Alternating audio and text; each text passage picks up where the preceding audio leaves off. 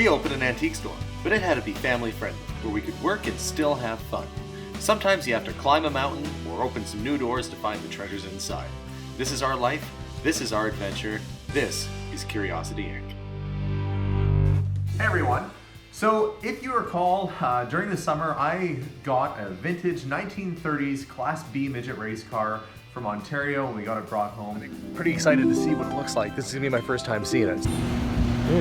So it needs a little TLC. This car needs a fair bit of work and I wasn't sure whether I was going to keep it or sell it.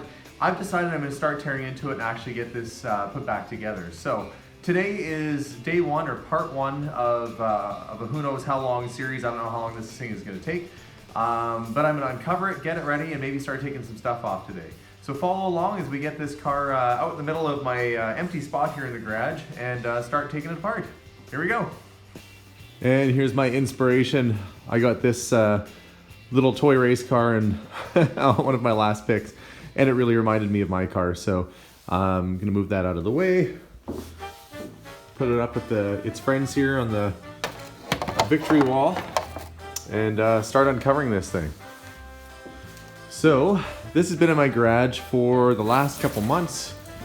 I've just had it covered up here until I had time to get to it. So today is the day that I start tearing into this thing. One of the things I have to get done is get a new hood built for it. But this car has a number of flaws, which I'll point out to you next. So starting at the front, grill, not bad. Front clip, not too bad. The hood is just a flimsy piece of aluminum that I'm sure did the trick at the time, but it's not nearly as substantial as what should be on there. The engine that's in this is what I believe to be 30s or 40s Mopar engine. It's pretty big. This frame and everything was built off of a Model A. And so it's mostly Model A parts on here. So I'm going to try and go back to a Model A drivetrain. So we're going to go back to a 4-cylinder and then try and have a transmission in this as well if there's going to be room. The trouble is, well, I guess not the trouble, but how they raced this car was it was direct drive straight from the engine right to the rear end, just a short little drive shaft. You put your legs on either side and hope to the heavens above that this thing didn't snap and take out your important bits. You know, they always say that men were men back in those days, but I don't care what kind of man you were, that would hurt. The seat in here is out of an old aircraft. So that's like an old, probably World War II aluminum fighter pilot seat. That's cool. That can stay just the way it is. Seat belts, well, those will have to come off and then we'll have to find something a little different to put in there. Mind you, all the seat belts would do is kind of hold your corpse in because there's no roll bar here, so the top of your head would sit about here. So if you did roll over, your head would probably take the impact. Steering wheel, it is completely stuck and doesn't move. So I'm gonna have to try and pull that off and figure out what's going on with the steering box. And even once I do get the steering box fixed, there's been some pretty scary looking welds down here on the linkages. So that's all gonna have to be addressed as well. In fact, the other side is snapped. So in terms of where to start on this car, that's a great question. I think honestly the first thing I'm gonna have to do is to get that 6-cylinder engine out and start getting it ready to put a 4-cylinder Model A engine in. And after I do the welding, we'll get it sandblasted and start looking at getting it put back together. Now, I don't want this car to be perfect. I don't want it to look like it rolled off a showroom in 2017 or 18. I want it to look like it was a vehicle that was hand-painted and handmade back in the day, back in the 30s, and they brush painted their cars and they had hand-painted lettering. So that's what we're gonna try and do on it, is make it very much an authentic 1930s race car. So step one will be starting to dismantle that engine and get it out of there, and then look at getting the body taken into my friend's shop so he can sandblast it and start helping me with a bit of the welding it needs. So this is gonna be part one.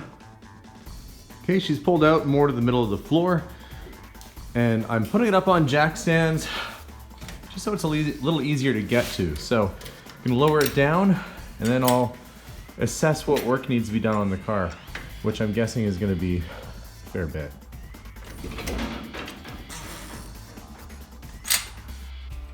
So far the carb and manifold are off, and you can kind of see that there's a good likelihood this engine is stuck. So there's no point trying to save this engine. This wasn't the one that was most likely in this car back in the 30s. It was probably put in much later on, and it's way beyond salvage or repair. So this lump is going to be recycled, save whatever parts I can off it that are reusable, and get rid of the rest. We're going to continue taking parts off now. Okay, so we got all the bolts off the head, and we're going to take this off and see what she looks like inside. Oh yeah. Well, I've got one clean piston.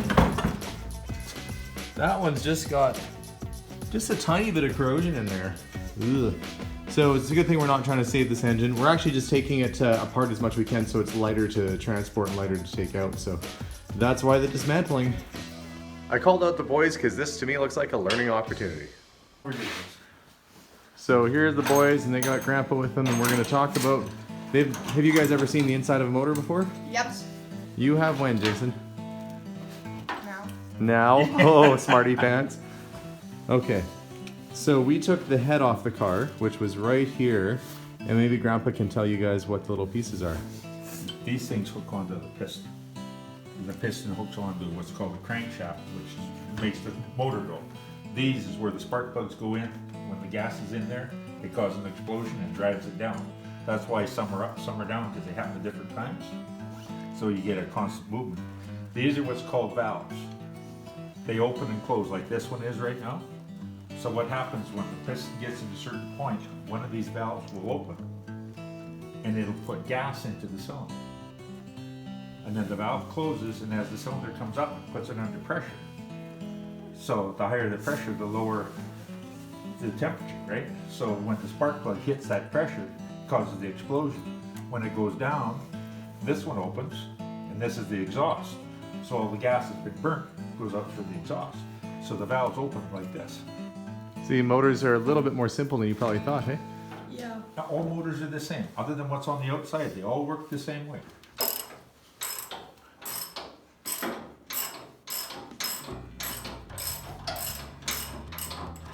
And after much work, we got the engine lowered down and out. So now we just have to basically get this thing ready to take into Matt and get her to blast it and start looking at getting the Model A drivetrain put back in. And there she is. And when this old 6-cylinder came out, it left a nice little oil slick on the garage, so I got to clean that up and sweep. And remove the front cowl here, the panel, because that's aluminum. The rest is all steel, so that can all be blasted. And then I'll be able to start getting this piece back together. But step number 1, engine removal complete. So part 1 is done. That was basically taking the engine out of this old beast. Part 2 is going to be getting some of the body panels off and getting it in for sandblasting. So thanks so much for tuning in and watching these little videos. I hope you like them. Please make sure to subscribe so you can follow the progress of this old car plus the other adventures that we go on.